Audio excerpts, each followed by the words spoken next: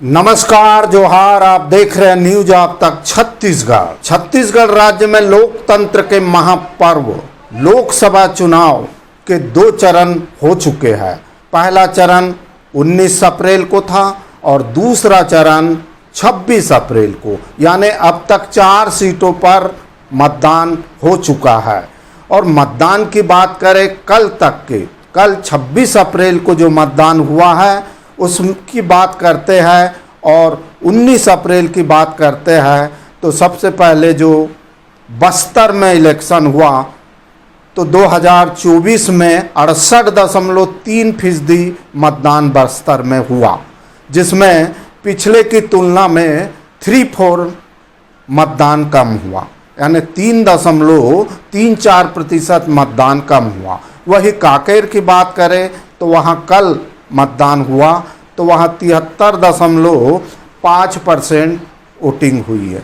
वही बात करते हैं महासमुंद की तो वहाँ पे कल 71% मतदान हुआ और पिछली की तुलना में, पिछले 2019 के चुनावी तुलना में 5.97% वोटिंग कम हुआ। वही बात करते हैं राजनांदगांव लोकसभा सीट की तो वहाँ पे चुनाव हुआ है 71.87, अर्थात पिछले के तुलना में यहाँ पे भी 6.73% वोटिंग कम हुई है।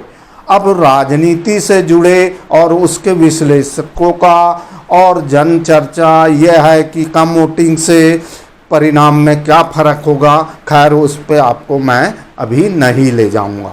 बात करते हैं कल हुए लोकसभा चुनाव के सेकंड फेज छत्तीसगढ़ में, जिसमें महासमुंद, कांकेर और राजनांदगांव की हाई प्रोफाइल वीवीआईपी सीट, जिस पर छत्तीसगढ़ के पूर्व मुख्यमंत्री भूपेश बघेल जी चुनाव लड़ रहे हैं। वही राजनांदगांव लोकसभा से पूर्व सांसद संतोष पांडे जी वहां से चुनाव लड़ रहे हैं, जिन्हें फिर से टिकट दी गई है। लेकिन कल जो चुनाव हुआ राजनांदगांव लोकसभा में, खबर सामने ये आई कि कल एक विवाद निर्मित हो गया, झूमा झपटी की स्थिति आ गई। यह स्थिति तब आई जब भूपेश बघेल राजनांदगांव लोकसभा के टेढ़ेसरा बूथ पर गए, जहां 4 बूथ है बताया जा रहा है।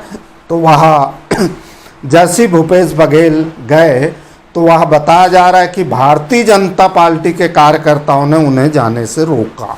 और क्यों रोका उसकी भी झलकियाँ हम आपको बताएंगे।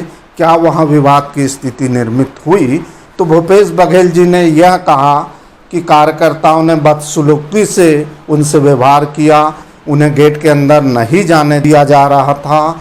उन्होंने कहा कि मैं प्रत्याशी हूँ, अपना आई कार्ड भी दिखा, फिर भी कार्यकर्ता ये हुआ। इस बीच दोनों कार्यकर्ताओं के बीच में झड़प उत्पन्न हो गई। इस झड़प और झूमा झपटी और बदसलूकी पर भूपेश बघेल जी ने मीडिया के सामने क्या कहा। कहीं पे 50%, कहीं 60% मतदान होने की भी खबरें, कहीं 25-30% भी, कहीं स्लो भी चल रहा है। कुल मिला के शांतिपूर्ण मतदान हो रहा है। लेकिन जैसे कि अभी पंडरिया में 114 नंबर पोलिंग बूथ में पुलिस वाले ही धमका रहे हैं, डराने धमकाने का काम कर रहे हैं। और दूसरी तरफ टेढ़ेसरा में गुंडागर्दी हद हो गई कि मुझे बूथ पे जाने रोक रहे, आपको अधिकार नहीं है। मेरे खिलाफ मुर्दाबाद का नारा भी लगा रहे थे, मगर उससे कुछ फर्क नहीं पड़ता। लेकिन मुझे बूथ में जाने कैसे रोक सकता है प्रत्याशी को। मेरे साथ धक्का मुक्की कर रहे थे भारतीय जनता पार्टी के। मैंने पुलिस को भी खबर किया, निर्वाचन आयोग को भी, कि प्रत्याशी के साथ किस प्रकार से व्यवहार कर रहे हैं। वही राजनांदगांव जिला कांग्रेस के अध्यक्ष भी मौके पर टेढ़ेसरा बूथ पर उपस्थित थे। उन्होंने भी अपने बयान पर क्या कहा। दौरान भारतीय जनता पार्टी के कार्यकर्ता लोग गेट बंद करके गेट के सामने खड़े हो गए और उनको निरीक्षण के जाने के लिए यह कहते हुए रोक दिया कि आपको जाने का, बूथ में जाने का अधिकार नहीं है, किसी को कोई नहीं जा सकता। तो उन्होंने अपने आईडी दिखाया कि मैं प्रत्याशी हूँ, मुझे निर्वाचन से ये मिला है कि अंदर जाने का आइडेंटिटी कार्ड है, पर भी उन लोगों ने नहीं माना।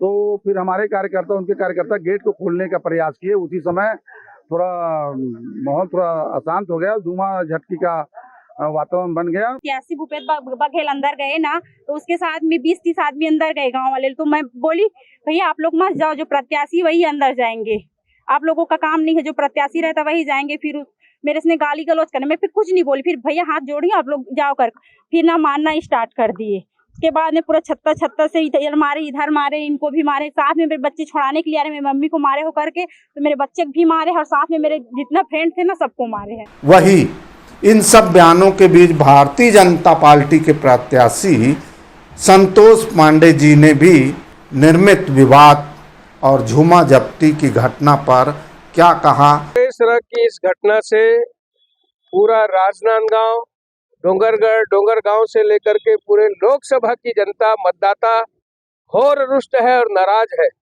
आक्रोशित है। जिस प्रकार से हमने देखा है और सुना है कि हमारी बहनों के कुछ अंग वस्त्र भी फटे हैं, चोट भी पहुंची है, यानी ये क्या कर रहे हैं? अभद्रता इनके रक्त में है। ये कभी कहते हैं, इनका चरणदास महंत राजनांदगांव में नॉमिनेशन के समय आकर के कहता है कि हमको सिर फोड़ने वाला और लठैती करने वाला जो मोदी का सिर फोड़ सके, तो ये आखिरी में यही दिखाना था क्या? यही से शुरू कर रहे हैं ये कल दूसरे फेज के मतदान में आने वाली जो घटना थी मतदान के दौरान, उसे आप तक हमने पहुंचा। वैसे अब बात करते हैं कि अभी तक 4 लोकसभा सीटों में चुनाव हो चुके, 7 पर बाकी है, जिसमें 7 मई को मतदान होना तय है और इन सब के परिणाम 4 जून को आएंगे। तो परिणाम 4 जून को आएंगे और 7 लोकसभा सीटों पर चुनाव होना बाकी है। 7 लोकसभा सीटों के अंतर्गत अभी हमारी दुर्ग लोकसभा भी बाकी है। वही तीसरे चरण के मतदान 7 मई के लिए राष्ट्रीय महिला कांग्रेस अध्यक्ष अलका लामा जी कल भिलाई प्रवास पर थी। उन्होंने कार्यकर्ताओं को संबोधित किया, कार्यकर्ताओं को क्या कुछ कहा और इस चुनावी सभा में अपने संबोधन में कांग्रेस पार्टी के पक्ष में क्या कुछ कहा, देखिए इस वीडियो में। वो रखनी थी, वो नहीं रखी। आपकी एक रकम सीमा है, उससे कम अगर होगा तो जुर्माना लगेगा। बहने का बेरोजगारी है, महंगाई है, गुजारा नहीं लेकर आए। हमारा वायदा क्या है? 2024 4 जून को देश का परिणाम आएगा। इंडिया अलायंस कांग्रेस की सरकार बनते ही सबसे पहला काम क्या करेंगे? किसान का सारा किसान के साथ अन्याय होता रहा, किसान आंदोलन करता रहा, किसान पे आंसू गैस के गोले छोड़े जाते रहे, किसान आत्महत्या करता रहा, मेरी बहनें चुप रही। और आपकी चुप्पियों को देश की दिल्ली में बैठी 10 साल की भाजपा की सरकार ने सहमति समझ लिया कि बहनें सहमत हैं, किसान का कर्ज माफ नहीं होना चाहिए, उसके ऊपर टैक्स लगना चाहिए, करने दो उसका आत्महत्याएं, सवाल नहीं है, करने दो आंदोलन, मारो गोलियां, 700 किसान शहीद कर दिए। चाहिए देश का भ्रमण करके आ रही हूँ। अगले चरणों के चुनाव में मैं जा रही हूँ और पूरे देश में भाजपा के कुशासन, तानाशाही और अन्याय के खिलाफ लोग एकजुट हो गए और उन्होंने मन बना लिया कि इस सरकार को अब उखाड़ फेंकना। 200 से कम सीटें भाजपा को आ रही है, मैं आपको बता रही हूँ। सच्चाई ये है कि उत्तर भारत ने 2 बार पूर्ण बहुमत दिया और उसके बाद क्या हुआ? उनको कुछ नहीं मिला, बेरोजगारी और महंगाई की मार। उनको पता है वहां हमारा नुकसान उत्तर भारत में हो रहा है, इसलिए वो दक्षिण भारत की तरफ रुख कर रहे हैं प्रधानमंत्री जी।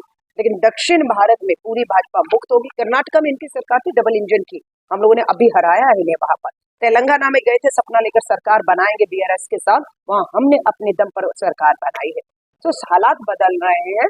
यहाँ पर छत्तीसगढ़ में आप देखिए, डबल इंजन की सरकार है, 500 रुपए का महिलाएं बता रही है। प्रधानमंत्री मोदी जी की गारंटी 500 का सिलेंडर मिलना था ना, मिल रहा है, 1000 रुपया आना था महिलाओं के खाते में, मोदी की गारंटी।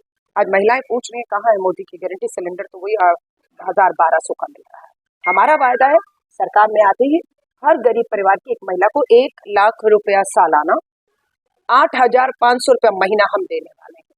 हम 30 लाख सरकारी पक्की नौकरियों के पद भरने जा रहे हैं। हम किसान का कर्ज सारा माफ करके MSP पे कानून देने जा रहे हैं और जितने कृषि उपकरण है उस पर कर टैक्स बिल्कुल खत्म करने जा रहे हैं। हम भागीदारी योजना ला रहे हैं। क्या है भागीदारी योजना? ये कहते हैं ये देश में हिंदुओं की आबादी है, हिंदू राष्ट्र। मैं तो कह रही हूँ बिल्कुल हमारा बहुमत है, मैं हिंदू हूँ, लेकिन आज जिसकी जितनी आबादी उसका उतना हक, यही तो हम कह रहे हैं। आप वो हक से वंचित क्यों रख रहे हैं? आप जातीय जनगणना क्यों नहीं करवा रहे थे? हमने कहा है हम जातीय जनगणना कराएंगे, जिसकी जितनी आबादी होगी, सरकारी नौकरियां हो और चाहे देश के संसाधन हो, उस पर उसका उतना हक होगा। हम ये कह रहे हैं। हम यहाँ पर श्रमिक मजदूर की मनरेगा में जो काम कर रहा है उसकी बात कर रहे हैं कि इतनी महंगाई में गुजारा नहीं होता, तो कानून आएगा, न्यूनतम मजदूरी जो है वो 400 रुपया दिहाड़ी हम तय करने जा रहे हैं। देखिए, सबसे बड़ी बात है कि देश में 10 साल पूर्ण बहुमत की डबल इंजन की भाजपा सरकार है। समय है जवाब देने का। जवाब दो, हिसाब दो। कहाँ है रोजगार? 2 करोड़ नौकरी, 20 करोड़ नौकरी 10 साल में, 40 साल के रिकॉर्ड बेरोजगारी ने तोड़े हैं, 30 लाख सरकारी पद खाली पड़े हैं। किसान अन्नदाता की आय दुगनी होनी थी 2022 में, दुगनी नहीं हुई, कर्ज दुगना हो गया है, आत्महत्याएं कर रहे हैं, एमएसपी पे कानून मांग रहे, नहीं मिल रहा है। बेटियों को कहा था बेटी बचाओ, कुलदीप सिंह सेंगर, ब्रजभूषण शरण, राम दुलारे, भाजपा के संदीप सिंह मंत्री हरियाणा, ये सब भाजपा के लोग हैं जो गंभीर नाबालिग बेटियों के बलात्कार और यौन उत्पीड़न के हैं। प्रधानमंत्री जी बेटियों के साथ नहीं, अपने अपराधियों के साथ खड़े। सरहद के जवान की मैं बात कर दूं, अग्निपथ भर्ती योजना, ठेके की 4 साल की योजना नहीं मंजूर लोगों को। हम देश भर में जा रहे हैं, सिर्फ जवान की बात याद देख रहा, महिलाएं बैठी थी, किसान के लिए समर्थन दिया, देश की सरहद के खड़े जवानों के लिए समर्थन दिया। मुद्दे देश के आज यही, आज देश का लोकतंत्र खतरे में, आज देश का संविधान खतरे में है। 1 नेशन 1 इलेक्शन, ये देश में कभी चर्चा हुई लोकतंत्र में? ये कैसे संभव होगा 1 नेशन 1 इलेक्शन? अब मेन मुद्दों से भटका कर इस तरह के मुद्दे ला रहे कि प्रधानमंत्री जी आज महिलाओं के मंगलसूत्र खतरे में है, ये बात करते हैं। अरे उनके चूल्हे ठंडे पड़े हुए हैं महंगाई बेरोजगारी से, है ना, उस पर कोई जवाब नहीं है। चीन सरहदों में, लद्दाख में, अरुणाचल में घुसकर बैठा हुआ है, प्रधानमंत्री जी कहते हैं कोई गुस्सा नहीं रहा। साफ ये है कि जो 400 सीटों का दावा कर रही है ना भाजपा, वो दावे उनके खोखले हैं। मैं छत्तीसगढ़ में देख रही हूँ, आई हूँ तो 370 पे आदम कद का प्रधानमंत्री जी का पोस्टर लगा और लिखा 370 पर वोट, छत्तीसगढ़ में 370 पर। लेकिन जिस कश्मीर के में 370 हटाया, वहां आपने उम्मीदवार क्यों नहीं दिया? पूछिएगा, बताएं। लद्दाख में आपके खिलाफ आंदोलन हो रहा है, चीन घुसा हुआ है, वहां के स्थानीय लोग, प्रधानमंत्री जी वहां नहीं जा रहे हैं। प्रधानमंत्री जी मणिपुर नहीं जा रहे हैं। डबल इंजन की भाजपा की सरकार है, एक देश के एक ही राज्य में 2 समुदाय 8 महीने से हिंसा हो रही है, मारे जा रहे हैं। प्रधानमंत्री जी वोट मांगने देश में जा रहे हैं, पर वहां नहीं जा रहे। सच ये कि भाजपा कोई 400 का आंकड़ा पार नहीं कर रही है, सिर्फ बोल रहे हैं 400 का आंकड़ा, दावे की पोल खुल रही है क्योंकि किसान इनके खिलाफ आज खड़ा। तो बहरहाल इस वीडियो में इतना ही। वीडियो पसंद आए तो लाइक करें, शेयर करें, कमेंट करें, सब्सक्राइब भी करें। साथ ही हमें वेबसाइट पर, फेसबुक पर, इंस्टा पे भी फॉलो करें। तो मैं जी सुरेश कुमार, कैमरामैन मनीष देवागन के साथ न्यूज आप तक छत्तीसगढ़ के लिए पुनः ऐसी वीडियो के साथ, चुनावी रुझान के साथ आप तक आऊँगा। तब तक ले इजाज़त दीजिए। नमस्कार, जोहार।